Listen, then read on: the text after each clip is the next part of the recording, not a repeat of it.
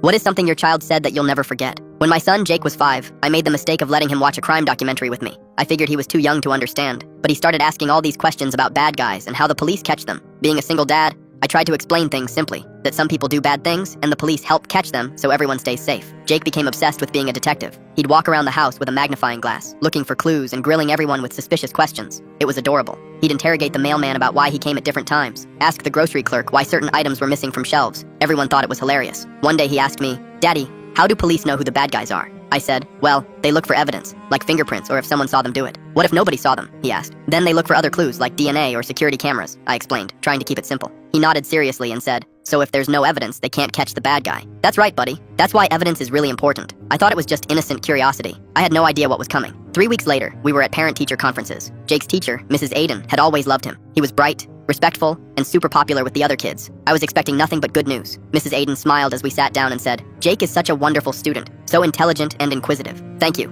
I grinned with pride. But then she added, "There was one incident yesterday that was unusual." My stomach dropped. "What happened?" I asked. "Well, we were doing show and tell, and Jake brought in a photo of your family. He was telling the class about everyone in the picture." "Sounds normal," I said, confused. Mrs. Aiden shifted awkwardly. He pointed to the photo of his mom and said, "This is my mommy. She doesn't live with us anymore because she's dead." I felt the blood drain from my face. Jake's mom wasn't dead. We were divorced and she lived across town. But then Mrs. Aiden continued, a little more quietly now. "Jake told the class, my daddy unalived her, but there's no evidence, so the police can't catch him." The room started spinning. I couldn't breathe. "He told the class you're really smart because you didn't leave any fingerprints or DNA and nobody saw you do it." Then he said, "That's why we moved to this new house, to hide from the police." I stared at her in horror. We had just moved, but only because I got a better job. Jake's mom was alive and well. She just traveled a lot for work and hadn't seen Jake in a couple weeks. "Mr. Parker," Mrs. Aiden leaned forward, her voice concerned. "I have to ask, is everything okay at home?" "His mom is alive," I practically shouted. "We're divorced. She travels for work. Jake hasn't seen her in a month because she's been in Chicago." But I could see it, the doubt in her eyes. The other parents in the hallway had gone silent, all glancing over.